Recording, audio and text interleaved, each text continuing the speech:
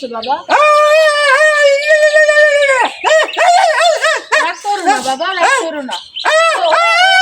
ওর কোনো দোষ নাই বাবা, ওর কোনো দোষ নাই।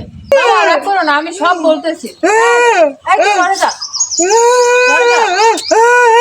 বাবা রাগ করো না, আসলে হয়েছে কি বাবা, ওর তো কোনো দোষ নাই বাবা।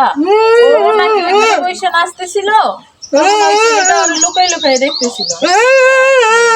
ওর কোনো দোষ নাই বাবা, ওই ছেলেটাই ভালো না।